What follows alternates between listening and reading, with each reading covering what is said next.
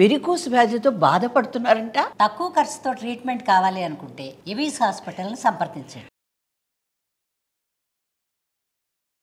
Welcome to Suman TV. నేను మీ Suman TV. భార్యాభర్తల రిలేషన్షిప్లో కనుక మనం చూసుకుంటే భర్త పరాయి వాళ్ళ మోజులో ఉన్నారు అనేటువంటి విషయం మనం ఏ విధంగా తెలుస్తుంది.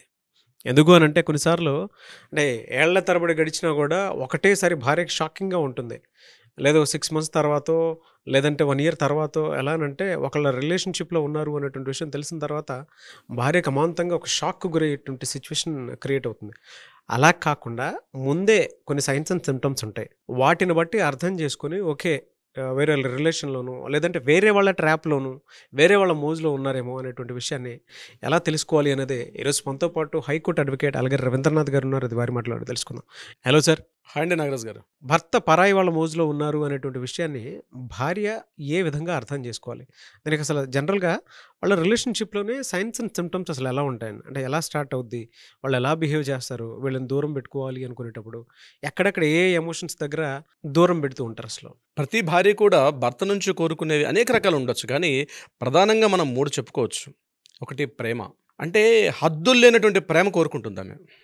రెండవది అటెన్షన్, భర్త ఏ పని చేసినా తన మీద అటెన్షన్ ఉండాలి, తను ఏం మాట్లాడుతున్నా అందులో నా యొక్క పాత్ర ఉండాలి అని అటెన్షన్ కోరుకుంటుంది.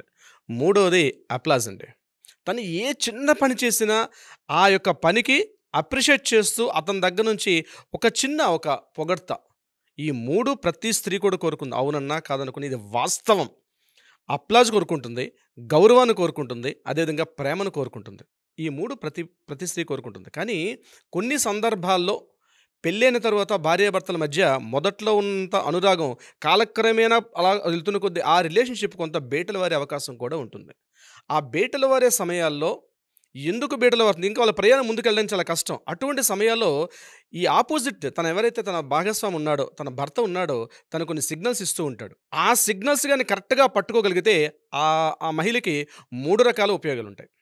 ఆ 3 రకాల ఉపయోగాలు అంటే, ఒకటి తన భర్తని మరలా తన జీవితంలోకి మరలా తను మలుచుకునే అవకాశం ఉంటుంది సిగ్నల్స్ గుర్తుపట్టుకోవడం వల్ల.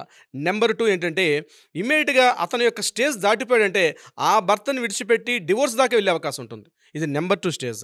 నెంబర్ 3, ఒకవేళ భర్త తనను మోసం చేస్తున్నాడంటే రివెంజ్ తీర్చుకునే పరిస్థితి కూడా వస్తుంది నగరాజ్ గారు. సో 3 రకాల ఫలితాలు ఉంటాయి. ఇప్పుడు నేను చెప్పే సిగ్నల్స్ కొంచెం చెప్తాను. భర్త ఎటువంటి సిగ్నల్స్ ఇస్తూ ఉంటాడు, ఆ సిగ్నల్స్ కానీ ఐడెంటిఫై చేయగలిగితే ప్రతిదీ పించ్ టు పించ్ ఈ వీడియో చివరిదాకా చూడగలిగితే ఎలాంటి సిగ్నల్స్ ఇస్తాడు, ఏ సందర్భాల్లో ఎలా ప్రవర్తిస్తాడంది మనం కొంత డివిజన్ చేసుకుంటూ వెళ్ళగలుగుతాం. అంటే చాలా పెద్ద సబ్జెక్ట్ ఇది. కాస్త పార్ట్ వైజ్ మనం మాట్లాడుకోగలిగితే ఒక 8 పాయింట్లుగా మనం డివిజన్ చేసుకోవచ్చు నాగరాజ్ గారు. ఒక 8 పాయింట్స్గా డివిజన్ చేసుకుంటే ఈ టోటల్ అన్ని సెగ్మెంట్స్ అన్నీ కూడా 8 పాయింట్స్ నేను కాస్త క్లారిఫై చేసుకుంటూ దగ్గర పెట్టుకున్నాను. దాన్ని కరెక్ట్గా కానీ ఫాలో అవ్వగలిగితే, అబ్జర్వ్ చేయగలిగితే కొన్ని సిగ్నల్స్, ఆ సిగ్నల్స్కి ఇప్పుడు నేను చెప్పినట్టుగా 3 రకాల పరిష్కార మార్గాలు ఆ స్త్రీ తీసుకునే అవకాశం ఉంటుంది. బట్ ఏదేమైనప్పటికీ కూడా తన లైఫ్ని నిలబెట్టుకునే అవకాశం ఈ సిగ్నల్స్ గుర్తుపెట్టడంలో వచ్చే అవకాశం ఉంటుంది. ఫస్ట్ పాయింట్ కమ్యూనికేషన్ తగ్గిపోవడం. ఏం తగ్గుతుంది కమ్యూనికేషన్ తగ్గిపోవడం అంటే? గుర్తుపెట్టుకోండి, ఒకప్పుడు ఆఫీస్కి మార్నింగ్ వెళ్ళిన తర్వాత కనీసం రోజుకు 3-4 సార్లు ఫోన్కి రిప్లై ఇచ్చినటువంటి అదే పర్సన్ అట్లీస్ట్ ఈరోజు ఫోన్ చేస్తే మెసేజ్కి కూడా రిప్లై ఇవ్వడు. సరే అడపాదడప 4 సార్లు చేసిన తర్వాత ఒకసారి ఫోన్ మెసేజ్ లిఫ్ట్ చేసినా, మెసేజ్కి రిప్లై ఇచ్చినా అందులో ఒక ఆప్యాయత ఉండదు, ఒక ప్రేమ ఉండదు. ఒకవేళ ఫోన్ రిప్లై చేసి మాట్లాడినా సరే ఆయన మాట్లాడే మాటలు చాలా బిజీగా ఉన్నాను, వల్ల పెట్టేసే, నేను ఆఫీస్ చాలా వర్క్లో ఉన్నాను, ఆ పెలసరి మాటలు ఉంటాయి చూసారా, అది డెఫినెట్గా అర్థమవుతుంది ఈయన సంథింగ్ ఫిషింగ్, ఎవరితో రిలేషన్షిప్లో ఉన్నాడు. ఫస్ట్ సిగ్నల్ మనకు వచ్చేది కమ్యూనికేషన్ ప్రాపర్గా లేకపోవడం. వర్క్ బిజీ అనుకోవచ్చు కదా సార్? అది జనరల్ కండిషన్స్లో ఉంటుంది నాగరాజ్ గారు. వర్క్ బిజీ ఉంటుంది, ఏదైనా బాస్ పిలిచినప్పుడు లేకపోతే తన హెచ్ఆర్తో ఏదో మాట్లాడుకున్నప్పుడు బిజీగా ఉంటుంది. మీరు అన్న పాయింట్ కరెక్టే, కానీ ఇక్కడ మాట్లాడే మాట కమ్యూనికేషన్ అని చెప్తున్నాను కదా. కమ్యూనికేషన్ కొద్దిగా బిజీగా ఉన్నాను, మా బాస్ పిలుస్తున్నాను, మళ్ళీ నేను వచ్చాక నీతో మాట్లాడతాను. ఈ మాటకు ఒక వెర్షన్ వస్తుంది, బిజీగా ఉన్నాను పెట్టే, మళ్ళీ నేను మాట్లాడతాను. సార్ 2 వర్డ్స్ అవే, 2 పదాలు ఒకటే, కానీ ప్రొనౌన్సియేషన్ చేసే విధానం, అవతల వరకు మనం ఇచ్చే రెస్పెక్ట్లో విధానం, తను గౌరవంగా ఉన్నాడా లేకపోతే ప్రేమగా ఉన్నాడా లేదా, బిజీగా అని పెట్టే ఫోను, ఇది అదే కదా పదాలు నాగరాజ్ గారు. పదాలు అవే కదా, బట్ ప్రొనౌన్సియేషన్ మారిపోయిందిగా. ఇది దానికి మార్పు ఉంటుంది మీరు చెప్పేవాటికి. అంటే that is called first signal. కమ్యూనికేషన్లో గ్యాప్ వస్తుంది. మీరు ఫస్ట్ అలర్ట్ అవ్వాల్సినటువంటి పాయింట్ అదే నాగరాజ్ గారు. Point number 2, physical and emotional distance. Physical and emotional distance అంటే భార్యాభర్తల మధ్య చిన్న హగ్గును చూసారండి. అంటే ఆఫీస్కి వెళ్ళేటప్పుడు ఒక చిన్న హగ్గు తీసుకొని ఆ వ్యక్తి ఆఫీస్కి వెళ్ళగలిగితే 10 పెగ్గలు తాగిన దానికన్నా ఎక్కువ ఉంటుంది నాగరాజు గారు. ఆ కిక్కే వేరండి అసలు.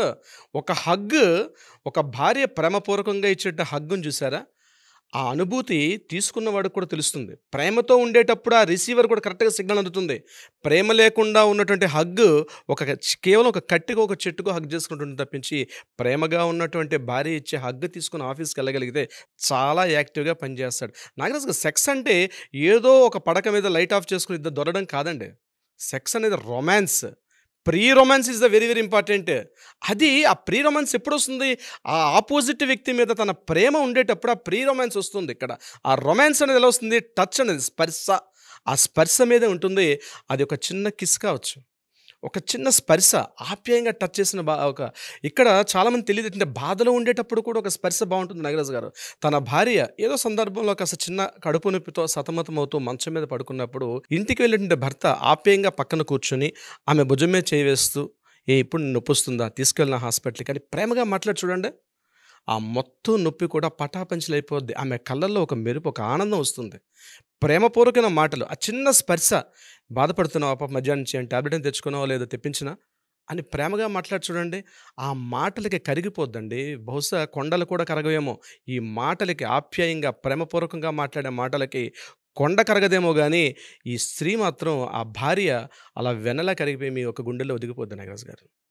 ఆ ఫిజికల్ అటాచ్మెంట్, ఆ emotional attachment, physical and emotional ఈ రెండు దగ్గర చేస్తూ భార్యకి దగ్గరగా కూర్చొని మాట్లాడుకోగలిగితే ఖచ్చితంగా బాగుంటుంది. కానీ ఎప్పుడైతే వేరే స్త్రీతో పరిచయంలో ఉన్నటువంటి భర్త ఆ ఎమోషనల్ అటాచ్మెంట్, ఆ ఫిజికల్ అటాచ్మెంట్కి దూరం అయిపోయి ఆ యొక్క ఆప్యాయత, ఆ స్పర్శ ఉన్నా ఆ స్పర్శలో ఎవరితో టచ్ చేసినట్టు తప్పించి ఆ స్పర్శ ఉండదు. నా దగ్గరకు వచ్చిన క్లయింట్ ఒకసారి మాట్లాడడం జరిగింది. వాళ్ళిద్దరు కలుస్తారు, బాగానే ఉంటారు, కానీ ఆ భార్య అంటుంది, మా ఆయన దగ్గరకు వచ్చేవారండి, కానీ ఆయన టచ్ చేస్తే నాకేమో మొదట్లోనే ఫీలింగ్ రావట్లేదని. నేను అడిగాను, అలా ఎలా ఉంటుందమ్మా ఫీలింగు? లేదు సార్, అతను ఇంతకుముందు నాతో మాట్లాడేటప్పుడు నన్ను టచ్ చేస్తే ఒక ఎమోషనల్ ఫీలింగ్ ఉండేది, ఇప్పుడు ఆ ఎమోషనల్ ఫీల్ రావట్లేదు సార్ అని ఆవిడ చెప్పుకోలేక ఒక బ్రదర్తో మాట్లాడినట్టుగా నాతో మాట్లాడి చెప్పడం జరిగింది ఆవిడ. అంటే ఫిజికల్ అండ్ డిస్టెన్స్ అనేది వేరే స్త్రీతో పరిచయం పెట్టుకున్నప్పుడు భర్త ఆ టచ్లో కానీ, ఆ మాటల్లో కానీ, ఆ స్పర్శ అన్నది పూర్తిగా ఎమోషనల్గా టచ్ లేకుండా ఏదో అలా జరిగిపోతుంటే ఆ కార్యక్రమాలు అన్నట్టుగా ఉంటాయి నాగరాజు గారు. ఇక మూడో పాయింట్, చేంజింగ్ ప్రయారిటీస్. అంటే ప్రాధాన్యత క్రమం తగ్గిపోతూ ఉంటుంది. ప్రాధాన్యత క్రమం తగ్గిపోవడం అంటే మీతో స్పెండ్ చేయాల్సిన వాల్యుబుల్ టైం ఏదైతే ఉంటుందో ఆ వాల్యుబుల్ టైంని వేరే వ్యక్తి దగ్గర ఆయన స్పెండ్ చేస్తూ ఉంటాడు ఆయన. అంటే ప్రాధాన్యత క్రమం మీరు ఎన్ని విషయాలు మార్నింగ్ వెళ్ళే టైం నుంచి సాయంత్రం వచ్చేదాకా మనం పరిశీలించుకోగలిగితే ఆయన ప్రాధాన్యత, మీ యొక్క ప్రయారిటీ తగ్గిపోతుంటుంది. దీన్ని ఎలా గుర్తుపెట్టుకోవచ్చు అండి? ప్రాధాన్యత క్రమం తగ్గిపోతుంది అనే విషయాన్ని మనం ఎలా గుర్తించవచ్చు అంటే, మీరు ఏదో పాత చీర ఇంట్లో ఎప్పుడో ఉన్నది, ఒక డ్రెస్సింగ్ టేబుల్లో చీర తీసి కట్టుకున్నారు. ఇంతకుముందు ఆ చీర కట్టుకున్నప్పుడు ఏమో ఈ చీరలో చాలా బాగున్నావు కదా అన్నటువంటి అదే వ్యక్తి మీ ముందు, అంటే మీ కళ్ళ ముందు నువ్వు ఎన్నిసార్లు తిరుగుతున్నా సరే నిన్ను పట్టించుకోడు ఆయన. మీరు 2-3 సార్లు ఏమండి ఈ శారీ ఎప్పుడు కొన్నా మీకు గుర్తుందా అంటాడు. నాకేం గుర్తులేదువే అంటే గుర్తించకపోవడం. మనం ఒకసారి కాంచీపురం లాస్ట్ ఇయర్ 2023లో మనం కాంచీ వెళ్ళేటప్పుడు పలానా షాపులో, 3వ షాపులో మనం కొన్నప్పుడు మీరు బార్గెన్ చేశారు, వాడు 2,000 రూపాయలు చెప్తే మీరు 1500కి ఇస్తారని చెప్పి అడిగినప్పుడు కూడా ఆయన అక్కడ మాట్లాడిన మాటలు, అంటే అక్కడ మీరు సరదా సంగతులు ఏవైతే ఉంటాయో ఆ సంగతులు మర్చిపోయి మీ ప్రాధాన్యత క్రమం తగ్గిపోవడం అంటే అదే. మిమ్మల్ని గుర్తించడు. మీరు ఇన్ని రకాలుగా మాట్లాడుతున్నా, ఇన్ని రకాలుగా తిరుగుతున్నా, ఆ సంఘటన ఏదైనా ఒక శారీ కట్టుకున్నప్పుడు ఆ శారీకి వెనకాల ఒక కథ ఉంటుంది. లేకపోతే ఒక బంగారం నగ వేసుకున్నప్పుడు ఒక గుర్తింపు. అట్లీస్ట్ అంత ఎందుకండి, అట్లీస్ట్ ఒక మొబైల్ కొనుక్కుంటాం. ఏదో సందర్భంలో మొబైల్ కొనుంటాడు ఆయన. ఆ మొబైల్ ఇద్దరు కలిసి వెళ్ళి షాప్కి వెళ్ళి ఆ పలానా షాపులో మొబైల్ కొనుక్కున్నప్పుడు అక్కడ ఏదో చిన్న చిలిపి సంగతులు ఉంటాయి.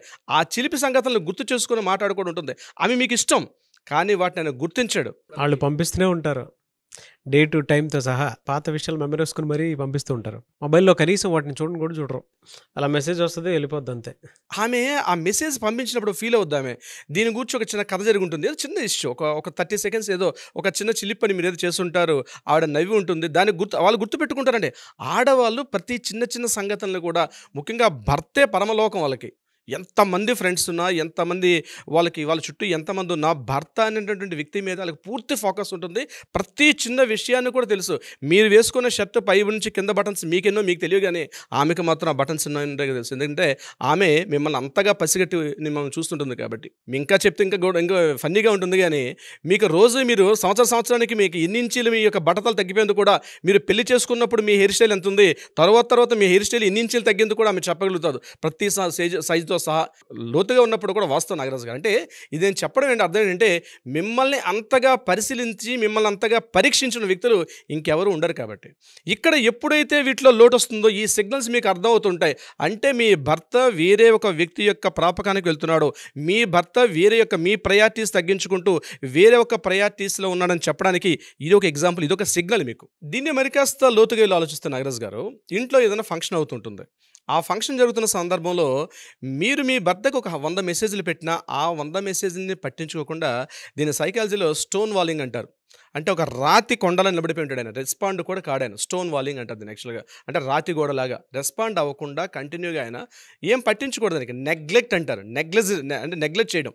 మీ మాటల్ని, మీ మెసేజ్ని, మీకు ఫోన్ కాల్స్ని అవాయిడ్ చేస్తూ నెగ్లెక్ట్. మీరు వచ్చిన తర్వాత నేను ఇన్ని మెసేజ్లు పెట్టాను గట్టిగా అడిగారు అనుకోండి, ఆయన స్టోన్ వాలింగ్, స్తబ్దంగా ఉంటాడు. తిట్టడు, ఎదురు చెప్పడు, సమాధానం చెప్పడు, సైలెంట్గా ఊరుకుంటాడు.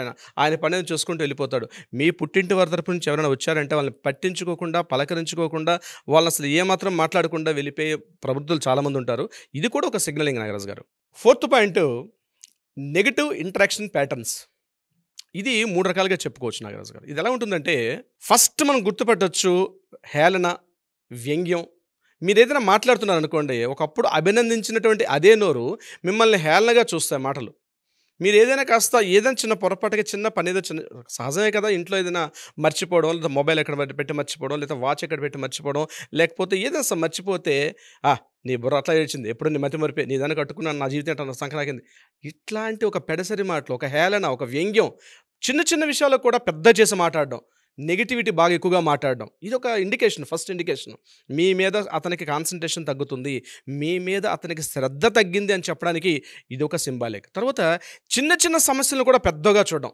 చిన్న మిస్టేక్స్ జరిగితే దాన్ని ఒక పెద్ద గోరంతలు కొండంతలు చేసి, ఇంటికి వచ్చి పెద్ద రణరంగం చేసి, రాద్ధాంతం చేసి, పరమ యాగి చేసి, ఇంటిని కాసేపు ఒక చిన్న సైజు ఒక యుద్ధ వాతావరణం తయారు చేస్తారు. చిన్న సంఘటన కూడా ఏదో ఆఫీస్ నుంచి వస్తూ ఒక విషయాన్ని మర్చిపోయారు, మీరు కూడా ఆయన అలా మర్చిపోయారు, మీరు కూడా మర్చిపోయి వస్తారు. ఆ మర్చిపోయిన విషయాన్ని గోరంతలు కొండంతలు చేసి, దాన్ని ఆయనకి అడ్వాంటేజ్గా తీసుకొని మీ మీద ఒక చిన్న సైజు వారు యుద్ధాన్ని ప్రకటించి ఒక గంటన్నర సేపు ఇంట్లో ఒక వాతావరణం ఒక నెగిటివిటీ తయారైపోద్ది.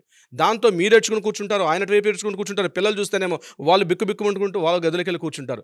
ఇటువంటి ఒక యుద్ధ వాతావరణాన్ని, ఇటువంటి నెగిటివ్ ప్యాటర్న్స్ని ఆయన డెవలప్ చేస్తూ ఉంటాడు. హేళన, వ్యంగి, ఇవన్నీ these are the indication for అతను నెగిటివిటీలో ఉన్నాడు, అతను వేరే స్త్రీతో సంబంధం ఉన్నాడు, లేకపోతే మీ మీద ఇంట్రెస్ట్ తగ్గింది అని చెప్పడానికి దీస్ ఆర్ ద ఇండికేషన్స్. ఇది 4 పాయింట్స్ చెప్పుకుంటే 5th point is the very valuable point నేను చెప్తాను నాగరాజు గారు. Loss of future vision. ఆయన యొక్క ప్రయారిటీస్ ఎలా ఉంటాయో ఆ భావోద్వేగాలు వేరొకరితో పంచుకుంటూ కనిపిస్తాడు ఆయన. ఇక్కడ వేరొకరు అంటే నెగిటివ్కి వెళ్ళకండి, మీతో చెప్పాల్సిన రహస్య విషయాలు కూడా వాళ్ళ ఫ్రెండ్స్తో మాట్లాడుకోవడం, మీ పడక గదిలో ఉన్న సంగతులతో సహా. కొంతమంది ఉన్నారంట ప్రభుత్వం, నాకు కూడా కేసులు వస్తుంటారు అట్లాంటివి. పడక గది విషయాలు, 4 గదుల మధ్య జరగాల్సిన విషయాలను కూడా తన ఫ్రెండ్స్తో మాట్లాడుకున్న వ్యక్తులు ఉంటారు. ఫ్రెండ్స్ అంటే అక్కడ మేల్ ఫ్రెండ్స్ ఉంటారు, ఆపోజిట్ జెండర్తో ఉన్న ఫ్రెండ్స్ కూడా ఉంటారు. వాళ్ళతో అన్ని విషయాలు చెప్పుకుంటారు. నా భార్య ఆ సందర్భంలో ఆ రకంగా ప్రవర్తిస్తూ ఉంటుంది. అవి మీకు ఎలా తెలుస్తాయి? మీరు ఏదైనా పొరపాటున ఆయన మొబైల్లో మెసేజ్లో చూసేటప్పుడు, లేకపోతే ఆ వ్యక్తి మీతో మాట్లాడినప్పుడు, ఆ వ్యక్తితో ఏదో డిస్కషన్ అనేది, ఆ విషయం ఈయన ఎందుకు చెప్పాడు ఈయనకి, మీకు తెలుస్తుంటాయి ఇలాంటి విషయాలు. అంటే మీరు ఒక భార్యస్థలంలో మీరు ఉండేటప్పుడు మీ భర్త ఏ విషయాలు బయట వాళ్ళకి చెప్పకూడని విషయాలు మూడో వ్యక్తి ద్వారా మీరు తెలుసుకునేటప్పుడు, ఇలాంటి విషయాలు ఈయన ఎందుకు చెప్తున్నాడు అన్న విషయాలు మన పర్సనల్ విషయాలు కదా, అది ఆర్థిక విషయాలు కావచ్చు, పడకంటి రహస్యాలు కావచ్చు, ఇతరత్ర ఆరోగ్య సమస్యలు కావచ్చు, ఏదైనా సరే మిమ్మల్ని కాదనకుండా ఆయన వేరే వ్యక్తితోటి షేర్ చేసుకుంటుంటాడు. ఇంకొకటి, ఆయన ఏదో హెల్త్ బాగాలేదు, హాస్పిటల్కి వెళ్ళి ఉంటాడు ఏదో సందర్భంలో. ఆ హాస్పిటల్కి వెళ్ళిన సందర్భం కూడా మీకు చెప్పడు ఆయన. ఇంకో వ్యక్తి పార్ట్నర్తో మాట్లాడాను, ఇద్దరు కలిసి హాస్పిటల్కి వెళ్ళి ట్రీట్మెంట్ చేసుకుని ఇంటికి వచ్చిన తర్వాత ఏంటండి అక్కడ ఏదో చిన్న ఏదో పెడతారు కదా ఇంజెక్షన్ మనం తీసుకునేటప్పుడు, ఆ మార్క్ ఎందుకు ఉంది అంటే నీకు చెప్పలేదు, నేను బయటకి హాస్పిటల్కి వెళ్ళాను, ఈరోజు నాకు బ్లడ్ టెస్ట్ చేసుకుని వచ్చి అంటాడు. అంటే ఇటువంటి పర్సనల్ రహస్యాలైనా సరే ఏదైనా సరే మిమ్మల్ని అతను ఇన్వాల్వ్ చేయడం అనమాట ఆ విషయానికి సంబంధించి. ఇది కూడా ఒక సిగ్నల్ మీకు చెప్తా. అంటే అర్థం ఏంటంటే, నా లైఫ్లోంచి నీ యొక్క ప్రయారిటీ తగ్గిపోతుంది అని చెప్పడానికి ఇది ఒక ఇండికేషన్ నాగరాజు గారు. ఈ స్థాయి దాటిపోతే ఎలా ఉంటుందంటే ఫ్లర్టింగ్ స్టార్ట్ అవుతుంది. బయట వ్యక్తులతో ఫ్లర్టింగ్ చేస్తాడు ఆయన. ఏ రకంగా చేస్తాడు? ఇది మెల్లమెల్లగా మిమ్మల్ని ఎప్పుడైతే అవాయిడ్ చేస్తుంటాడో అందులో వేరే స్త్రీ ఎంటర్ఫేర్ అయింది అనుకోండి. ఒకవేళ మీరు చూడకుండా అప్పుడు మీ ఫోటోలు కనిపిస్తుంటాయి. ఆమెతో ఎక్కువగా ఫోటోలు కనిపించడం కానీ, ఆమెతో ఎక్కువగా బయటికి వెళ్ళడం కానీ, ఇదే వ్యక్తి ఇంట్లో కాస్త మూడీగా కాస్త నేను చెప్పాను స్టోన్ వాలింగ్గా ఉన్నటువంటి ఇదే పర్సన్ బయట అతని ముఖం విపారిపోతుంటే ఫొటోస్ కానీ, అంటే మీరు ఏదైనా సోషల్ మీడియాలో ఏదో ఫేస్బుక్ ఇన్స్టాలో చూసేటప్పుడు ఇదే వ్యక్తి అక్కడికి చూసేసరికల్లా ఒక అపరిచితుడిలాగా లేనటువంటి ఆనందాన్ని అతని ముఖంలో కనిపిస్తున్న ఇమేజెస్ మీకు కనిపిస్తుంటాయి. మీరు ఎక్కడ ఇంత పర్సనల్ చాట్ ఓపెన్ చేసిన సరికల్లా. సో దీనికి అర్థం ఏంటంటే మిమ్మల్ని అవాయిడ్ చేస్తున్నాడని ఒక సిగ్నల్ కూడా మీకు వచ్చే అవకాశం ఉంటుంది నాగరాజు గారు. లాస్ట్ పాయింట్ ఇంటర్నల్ ఫీలింగ్స్ అండి. ఇంటర్నల్ ఫీలింగ్స్ అంటే ఇంటికి వస్తాడు అతను, ఇంటికి వచ్చి కూర్చొని ఏమీ మాట్లాడు, ముభావంగా కూర్చుంటాడు, ఒంటరితనంగా ఉంటాడు, ఎక్కువసేపు మొబైల్లో టైం స్పెండ్ చేస్తుంటాడు. మీరు ఏదైనా అడిగితే ఆకలేసి నేను ఉండమంటారంటే కూడా రెస్పాండ్ అవ్వడు. ఏమంటే ఒంట్లో ఏం బాగాలేదంటే కూడా రెస్పాండ్ కాడు. అసలు ఏ రకమైన స్పందన చేయడు. ఒంటరిగా తన భావోద్వేగాలు తనతోటే గడుపుతుంటాడు. కాస్త మీరు పక్క గదిలోకి వెళ్ళేసరికి అలా ఇమీడియట్గా వేరే వాళ్ళతో ఫోన్లో మాట్లాడుకుంటూ, నవ్వుకుంటూ, ఆనందంగా, ఆప్యాయంగా వగలబడుతూ మాట్లాడుతుంటాడు ఆయన. అటువంటి రిలేషన్స్ అంటే అర్థం ఏంటంటే మిమ్మల్ని అవాయిడ్ చేస్తున్నాడు అని చెప్పడానికి ఇది ఫైనల్ టాస్క్ అనమాట. ఇది ఈ స్టేజ్లో మీరు మాటలు తగ్గించేస్తాడు పూర్తిగా. అవునని చెప్పడు, కాదని చెప్పడు, చిట్టుచిరుగా ప్రశాంతంగా కూర్చుంటాడు. తన భావోద్వేగాలు, తన ఒంటరితనం తను మాత్రం అనుభవిస్తూ ఉంటాడు తప్పించి మీతో షేర్ చేసుకోవడం పూర్తిగా తగ్గిపోతుంది. ఇది ఫైనల్ స్టేజ్ అనమాట. ఈ స్టేజ్కి వచ్చేసాడంటే పరిపూర్ణంగా మారినట్టు అపరిచితుడు అని అర్థం చేసుకోవచ్చు మీరు. ఎలా సార్ దీనికి సొల్యూషన్ కావాలి అంటే ఎట్లా సార్ మరి? నాగరాజు గారు, ఇప్పుడు మనం మాట్లాడుకున్న అన్ని విషయాలు కూడా చాలా సున్నితమైనటువంటి విషయాలు, చాలా రహస్యమైన విషయాలు మనం మాట్లాడుకున్నాం ఇప్పటివరకు కూడా. ప్రతి భార్య కూడా తన భర్త యొక్క అలవాట్లు లేక బిహేవియర్లో మార్పు వచ్చేటప్పుడు ఎటువంటి సిగ్నల్స్ అతను ఇస్తాడో ఆ సిగ్నల్స్కి అనుగుణంగా తను ఎలా ప్రవర్తించాలి, తను ఫస్ట్ ఎలా గుర్తించాలి, ఆ గుర్తించిన విధానం ఎలా ప్రవర్తించాలనే విషయాన్ని ఇప్పుడు దాకా మనం మాట్లాడుకున్నాం. అయితే ఈ వీడియో చూసిన మన సోదరిమణులు ఎవరైనా సరే తమ లైఫ్ స్టైల్లో ఈ యొక్క అనుభవాలు కానీ ఫేస్ చేస్తున్నట్లయితే కింద కామెంట్ బాక్స్లో కానీ క్లియర్గా కామెంట్ చేయగలిగితే, అది కూడా ఒక 100 కామెంట్స్ పైకి వస్తే, గుర్తించిన తర్వాత ఎటువంటి బిహేవియర్ తోటి అతన్ని మన సొల్యూషన్ వెళ్ళే దిశగా ప్రయత్నం చేయడం అనేది మనం పార్ట్ 2లో చేద్దాం. మీకు గనక పార్ట్ 2 కావాలంటే పార్ట్ 2 నీడ్ అని చెప్పేసి పెట్టండి, డెఫినెట్గా చేస్తాం. అండ్ ఎనీవేస్ థ్యాంక్ యూ అండి, thank you so much sir. అయితే కొంతమంది పర్సనల్గా మిమ్మల్ని కలుద్దాం అనుకున్నటువంటి వాళ్ళు ఉంటారు, మిమ్మల్ని అప్రోచ్ అవ్వాలంటే ప్రాసెస్ అంటే కింద స్క్రోల్ అవుతున్న నెంబర్ని కాంటాక్ట్ చేయగలిగితే, అట్లీస్ట్ కాల్ ఆర్ వాట్సాప్ చేయగలిగితే మన లీగల్ టీం మిమ్మల్ని అప్రోచ్ చేసి మాట్లాడతారు. అది కాకుండా న్యాయపరంగా ఏదైనా పరిష్కారం కావాలంటే కూడా ఆ దిశగా కూడా మన వాళ్ళు ప్రయత్నం చేస్తారు. Nagaraj garu, anyways thank you అండి, thank you so much Ravindranath garu. Thank you so much sir.